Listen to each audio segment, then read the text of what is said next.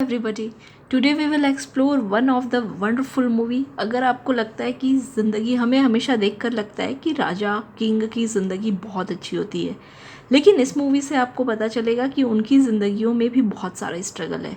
हम ही स्ट्रगल नहीं करते, वो भी बहुत सारे स्ट्रगल करते हैं। और इस मूवी से आप सीखेंगे कि किस तरह से हम समस्याओं से, कोई भी अगर हमें समस्या है तो उससे कैसे बाहर आ सकते हैं। So let's start this movie. इस मूवी का नाम है द किंग्स स्पीच और ये एक सच्ची कहानी है। 1925 में ये एक मूवी बनी थी। अब यहाँ कहानी की शुरुआत होती है 1925 पे। किंग जॉर्ज के बेटे एल्बर्ट को आज स्पीच देनी है रेडियो पे सब लोगों के सामने। इस स्पीच के लिए कहीं ना कहीं वो बहुत ज़्यादा नर्वस है। कि ऐसा इसलिए क्योंकि उनको स्टैमर यानी हकलाने की बीमारी है। अब जब रेडियो पे उनका मैसेज पब्लिश होने वाला होता है वो बहुत ज़्यादा नर्वस होते हैं। जब उनकी टर्न आती है बोलने की, उस स्पीच को वो पूरी तरह से बोल नहीं पाते हैं। और अब क्योंकि वो पूरी स्पीच को लोगों के सामने नहीं कह सके तो लोगों के बीच उनकी बातें होने लगती है, क्योंकि वो एक प्रिंस हैं और वो शाही संदेश को लोगों तक ठीक से नहीं पहुंचा पा रहे, इसलिए लोगों में उनकी बात होने लगती है।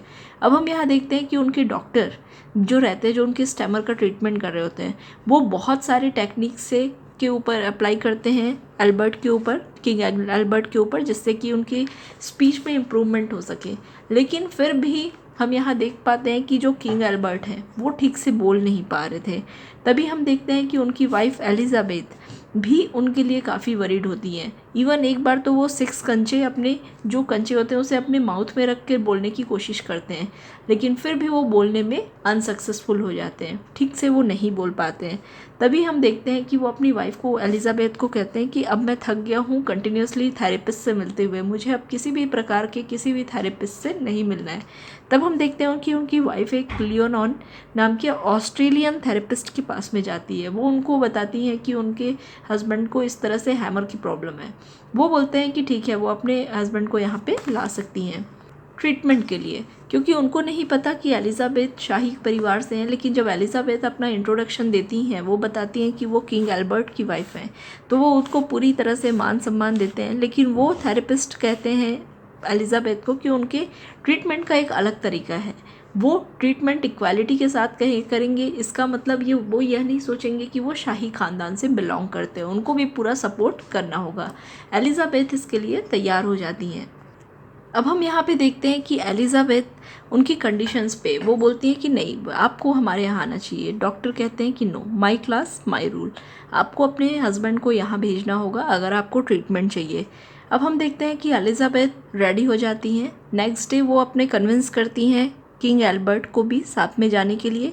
जब किंग एल्बर्ट यहाँ पे आते हैं तब हम देखते हैं कि डॉक्टर के साथ में जो उनकी कन्वर्सेशन होती है, स्टार्टिंग होती है। स्टार्टिंग आते समय ही उनकी वाइफ उनको बताती है डॉक्टर के बारे में। इस समय में डॉक्टर उनसे कुछ सवाल पूछते हैं। फर्स्टली वो उनसे ये पूछते हैं कि आपको स्टैमर यानी हकलाने की प्रॉब्लम कब से है। किंग एल्बर्ट कहते हैं कि ये तो बचपन से है। डॉक्टर यहाँ पे बोलते हैं कि मैं इस चीज़ से इत्तेफाक नहीं रखता, मैं नहीं मानता कि कोई भी बच्चा बचपन से हकला सकता है। किंग एल्बर्ट बोलते हैं कि लेकिन आप, मेरे साथ तो ऐसे ही है। डॉक्टर कहते हैं कि कोई भी ऐसा नहीं करता है। बाद में जो किंग एल्बर्ट होते हैं वो स्मोकिंग करना शुरू करते हैं। डॉक्टर कहते हैं कि इट इज़ माई क्लास, तो यहाँ मैं आपको अलाउ नहीं कर सकता। यहाँ किंग एल्बर्ट कहते हैं कि स्मोकिंग तो अच्छी होती है, मुझे डॉक्टर्स ने बताया था। यहाँ पे डॉक्टर कहते हैं कि ये चीज़ जिस भी डॉक्टर ने आपको बताया, लाइनन कहते हैं कि वो सही नहीं थे। और इस तरह से हम देखते हैं कि इनको इंट्रोडक्शन काफ़ी ख़राब होता है। अब हम देखते हैं कि लाइनन इनसे एक और सवाल पूछते हैं। तब किंग एल्बर्ट बताते हैं कि 4 या 5 साल की उम्र से उन्होंने हकलाना शुरू किया था। एक और क्वेश्चन अब डॉक्टर यहाँ पे प्रिंस से पूछते हैं। वो पूछते हैं, जब आप सोचते हैं तो क्या आपको हिचकिचाहट होती है? इस सवाल का किंग कोई भी जवाब नहीं देते हैं। अब हम देखते हैं कि जब डॉक्टर इनसे एक और सवाल पूछते हैं कि जब आप अकेले में होते हैं तो क्या खुद से बात करते हैं, उस वक्त हकलाते हैं? प्रिंस कहते हैं नहीं, जब मैं अकेले खुद से बात करता हूँ तो मेरे अंदर किसी भी तरह के स्टैमर नहीं होती, किसी भी तरह से मेरी पूंछ में हकलाहट नहीं होती है। अब हम यहाँ पे देखते हैं कि डॉक्टर प्रिंस को पढ़ने के लिए एक किताब देखते हैं और वो ये कहते हैं कि आप इस किताब को पढ़िए, मैं देखना चाहता हूँ कि आपके वर्ड्स कैसे हैं। तभी हम देख पाते हैं कि उस किताब को पढ़ते वक्त भी बहुत ज़्यादा किंग एल्बर्ट हकलाते हैं और उनको ये चीज़ बिल्कुल अच्छी नहीं लगती। अब डॉक्टर उनके ऊपर एक एक्सपेरिमेंट करते हैं। वो उनके कानों में हेडफोन लगा देते हैं और बहुत ही लाउडली म्यूज़िक प्ले करते हैं। वो यहाँ पे किंग को कहते हैं, प्रिंस को कहते हैं कि अब आप यहाँ पे अब आप पढ़ सकते हैं। किंग अब पढ़ना शुरू करते हैं। कुछ ही पेज वो पढ़ पाते हैं, तब वो बहुत ज़्यादा इरिटेट होते हैं क्योंकि म्यूज़िक का साउंड बहुत लाउड होता है। वो कहते हैं कि मैं इस तरह से नहीं कर सकता। वो इमिडिएटली इस समय पे एंग्री हो जाते हैं और डॉक्टर को ये कहते हैं कि बस बहुत हुआ, अब मैं इसे और नहीं पढ़ सकता और मुझे तुम्हारी थेरेपी नहीं करनी है। इस तरह से वो एंग्री होके वहाँ से निकलने लगते हैं। अब हम देखते हैं कि डॉक्टर कहते हैं क्या तुम सुनोगे नहीं जो तुमने पढ़ा है? तभी किंग एल्बर्ट कहते हैं कि नहीं, मुझे नहीं सुनना। फिर भी डॉक्टर उनको एक रिकॉर्डिंग दे देते हैं। अब हम देखते हैं कि उनके जो फादर होते हैं किंग एल्बर्ट के, किंग जॉर्ज, वो अपने बेटे से कह रहे होते हैं कि आने वाली पूरी दुनिया रेडियो की है। लोग सिर्फ और सिर्फ रेडियो पे, और ये जो कम्युनिकेशन का मीडियम है वो बहुत स्प्रेड होने वाला है। यहाँ हम देखते हैं कि जो किंग होते हैं वो अपने बेटे को समझा रहे होते हैं कि तुम्हारा बड़ा भाई डेविड अगर राजगद्दी को नहीं संभाल पाता है तो हमारे लिए बहुत प्रॉब्लम हो सकती है, क्योंकि हिटलर ऑलरेडी पूरे वर्ल्ड पे कैप्चर करना चाहता है। इसलिए हमें इस अपने कंट्री को बचाना ही होगा। अब हम देखते हैं कि इस चीज़ को डेविड बहुत अच्छे से मान रहे होते हैं। डेविड उनकी बातें भी मान रहे होते हैं। डेविड उनके बड़े बेटे होते हैं। तभी हम देखते हैं कि किंग एल्बर्ट भी इनकी बातें सुन रहे होते हैं। अब वो उस दिन पे बताते हैं, किंग उनको बोलते हैं कि रेडियो एक बहुत ही अच्छा टूल है जिससे हम लोगों तक अपनी बातें पहुंचा सकते हैं। अब हम देखते हैं कि उसी रात किंग एल्बर्ट को उनके फादर एक बुक पढ़ने के लिए देते हैं। जिस आर्टिकल को, बुक को पढ़ते हुए वो बहुत बार स्टैमरिंग करते हैं, हकलाते। ये चीज़ देखकर उनके पिता बहुत ही निराश हो जाते हैं और वो उनकी बातों से उनको लगता है कि वो कभी भी अच्छी तरह से नहीं पढ़ पाते। रात में हम देखते हैं कि किंग एल्बर्ट बहुत ही डिप्रेस्ड होते हैं जब स्मोकिंग कर रहे होते हैं। वो उसी ऑडियो को सुनते हैं जो डॉक्टर ने उनको दी होती है। इस ऑडियो को सुनते वक्त वो देखते हैं कि वो बिल्कुल भी स्टैमर नहीं किए होते हैं। ये चीज़ सुनकर एल्बर्ट को और उनकी वाइफ को बहुत स्ट्रेंज होता है। उनको लगता है कि एक भी बार इन्होंने स्टैमरिंग नहीं की है। एल्बर्ट को याद आता है कि क्योंकि उनके कानों में बहुत हेडफोन और म्यूज़िक चल रहे थे। अगेन क्वीन एलिजाबेथ और एल्बर्ट मिलने के लिए जाते हैं यहाँ पे डॉक्टर से। डॉक्टर कहते हैं हाँ मैं तुम्हारा ट्रीटमेंट तो कर सकता हूँ, लेकिन यहाँ रूल्स सिर्फ और सिर्फ मेरे होंगे। किंग एल्बर्ट कहते हैं ठीक है, मैं वंस इन अ वीक आऊँगा। डॉक्टर कहते हैं कि नहीं, यहाँ तुम्हें रोज़ आना होगा। किंग एल्बर्ट कहते हैं जितनी भी मुझसे हो सकती है मेहनत करूँगा मैं। अब हम देखते हैं कि इनकी थेरेपी शुरू हो जाती है और इसके लिए किंग एल्बर्ट बहुत ज़्यादा मेहनत कर रहे होते हैं। वो उनको कई सारी एक्सरसाइजेस कराते हैं, फ्लोर पे भी एक्सरसाइजेस कराते हैं मसल्स की, और कई सारे टंग ट्विस्टर्स कराते हैं। टंग ट्विस्टर्स हम उसे कहते हैं जो एक ऐसी एक्सरसाइज होती है जिसमें हम टंग की एक्सरसाइज करते हैं। Example, do that do that do that do that do that, इस तरह की एक्सरसाइजेस, या upper roller lower roller, upper lower lower lower roller, continuously इस तरह की एक्सरसाइजेस हम देखते हैं कि किंग यहाँ पे इनकी करवाते हैं। जो किंग की रहती है वो डॉक्टर करवाते हैं, जिससे कि अब किंग एल्बर्ट की जो थेरेपी, जो स्टेमरे रहते हैं, वो बहुत रेड्यूस हो जाती है। अब वो यहाँ पे कुछ चीज़ों को पढ़ने लगे हैं। हालांकि पब्लिक प्लेस पे कई बार वो अभी अगेन स्टेमर करते हैं, लेकिन फिर भी इनकी स्पीच बहुत अच्छी हो गई है। अब हम देखते हैं कि एक दिन जो किंग होते हैं वो 1936 में डाइट कर जाते हैं। उनके मरने के बाद उनके जो एल्डर सन होते हैं डेविड, उनको राजगद्दी मिल जाती है। डेविड यहाँ पे किंग तो बन गए हैं, लेकिन एक प्रॉब्लम यहाँ पे उनके साथ में आती है। वो एक लेडी है जिनका नाम है वॉलेस सिम्पसन। ये एक ऐसी लेडी है जिनका ऑलरेडी 2 टाइम्स डिवोर्स हो चुका है और ये न्यूज़पेपर पे बहुत छाई हुई रहती हैं। इनके साथ वो मैरिज करना चाहते हैं। हालांकि किंग एल्बर्ट अपने बड़े भाई डेविड के पास जाते हैं और उनको ये समझाते हैं, उनको बताते हैं कि तुम ऐसा नहीं कर सकते, अगर तुमने ऐसा किया तो तुम्हें राजगद्दी से हटा दिया जाएगा। लेकिन डेविड उनको कहते हैं कि तुम मेरी बातों में ही ना कर, तुम मुझे ना समझाओ। अब हम यहाँ देखते हैं कि जब वो डेविड से बात कर रहे होते हैं, किंग एल्बर्ट फिर से उनकी स्टेरिंग शुरू हो जाती है। वो फिर से हकलाने लगते हैं और डेविड यहाँ पे डिटरमाइंड है उस लेडी से मैरिज करने के लिए।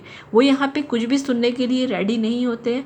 तभी हम देखते हैं कि फिर से किंग एल्बर्ट डॉक्टर के पास जाते हैं और उनको बताते हैं कि मेरी प्रॉब्लम फिर से शुरू हो गई। डॉक्टर उनसे पूछते हैं कि ऐसा क्यों हुआ, तो वो बताते हैं अपनी फैमिली की प्रॉब्लम, कि एक्चुअली डेविड जो है वो एक ऐसी लेडी से मैरिज करना चाहते हैं जो कि ऑलरेडी 2 बार डाइवोर्स हो चुका है, और अगर वो ऐसा करते हैं तो एज़ पर लॉ उनको किंग से हटा दिया जाएगा। डॉक्टर उनको कहते हैं कि बहुत अच्छी बात है, तब तो तुम किंग बन सकते हो।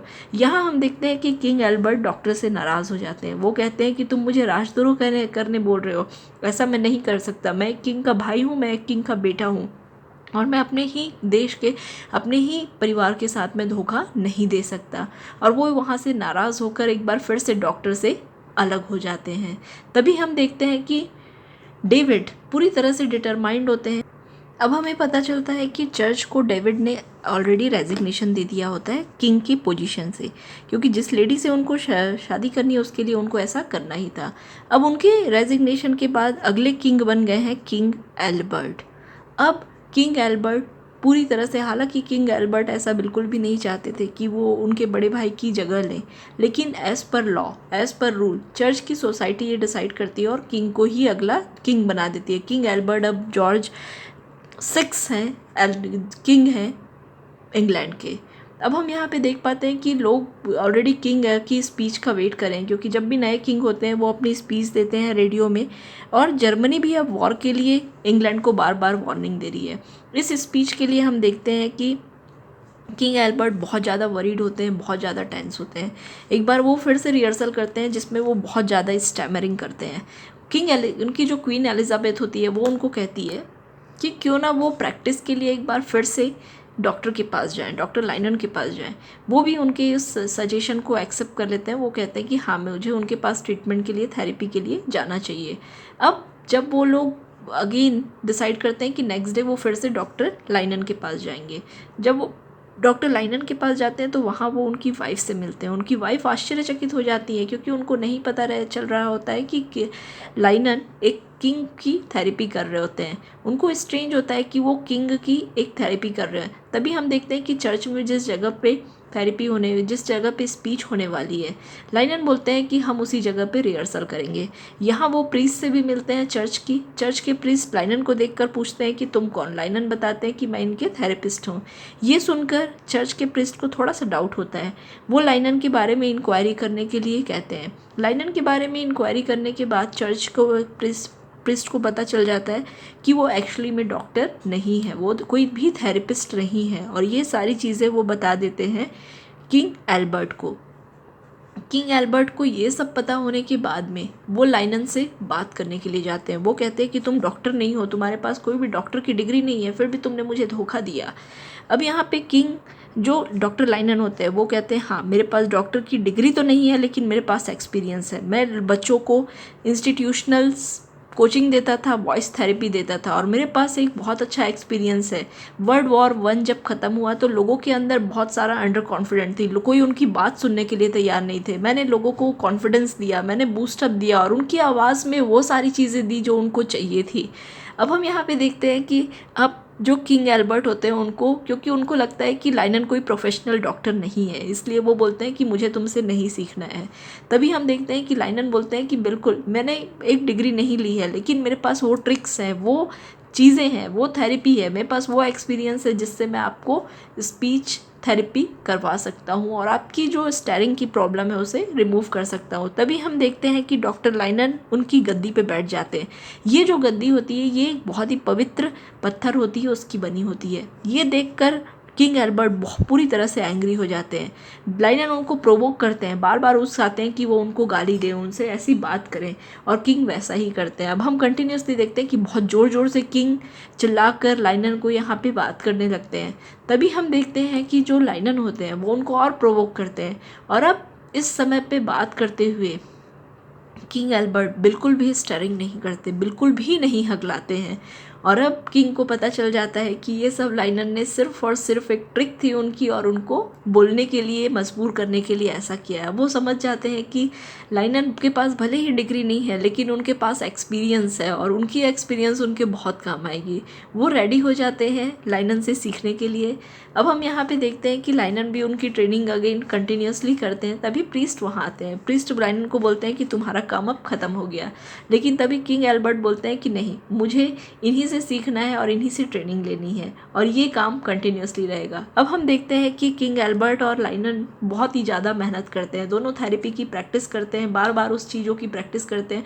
और घर पे जब किंग एल्बर्ट इस चीज़ का वीडियो देख रहे होते हैं तो अपनी स्पीच के वीडियो के बाद वो जर्मनी के हिटलर का भी वीडियो देखते हैं। उनकी बेटी कहती है कि ये क्या कह रहे हैं, लाइनर किंग एल्बर्ट कहते हैं कि मुझे नहीं पता कि वो क्या कह रहे हैं, लेकिन वो जैसा कह रहा है बहुत ही अच्छा कह रहा है, क्योंकि हिटलर फेमस है अपनी फेमस स्पीचेस के लिए, अपनी अग्रेसिव स्पीचेस के लिए।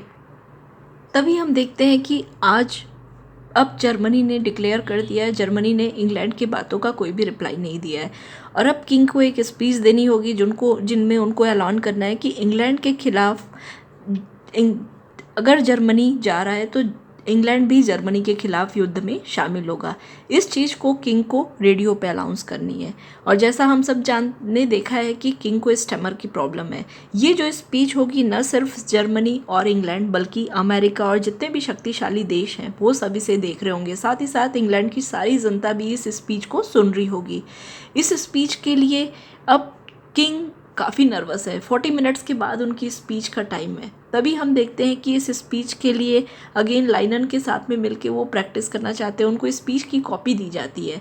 इस स्पीच की कॉपी को पढ़ते वक्त वो काफ़ी सारी उनको स्टैमरिंग होती है। तभी हम देखते हैं कि लाइनन वहाँ जो उनकी स्पीच में डब्लू वर्ड्स होते हैं उसे हटा देते हैं, डब्लू की जगह वो हर जगह पे ए कर देते हैं। लाइनन कहते हैं कि इस स्पीच को तुमको बिल्कुल ऐसे देना है जैसे तुम अपने फ्रेंड यानी मुझे बोल रहे हो, और तुम्हें इस स्पीच को बहुत अच्छी देनी है। अब हम देखते हैं कि फाइनली ये स्पीच का टाइम आता है। जब इस स्पीच को रेडियो पे ब्रॉडकास्ट किया जाता है तो किंग एल्बर्ट शुरुआत में तो थोड़ी सी स्टरिंग करते हैं, लेकिन बाद में वो बहुत ही अच्छी स्पीच देते हैं। इतनी अच्छी स्पीच कि इससे सारे लोग बहुत खुश हो जाते हैं, और जब वो रूम से बाहर निकलते हैं पूरे लोग उनको अप्रिशिएट करते हैं। बाहर हम देखते हैं कि जब वो बालकनी पे आते हैं तो वहाँ हज़ारों की संख्या में लोग उनकी स्पीच के कारण उनको अप्रिशिएट करते हैं।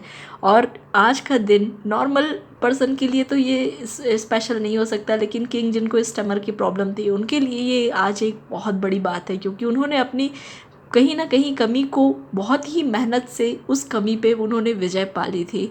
और अब हम देख पाते हैं कि जो किंग एल्बर्ट है वो उनके आंखों में एक विजय के आंसू थे, और वो लाइनर को एक डिप्टी कमांडर की पोजीशन दे देते हैं अपने आर्मी में।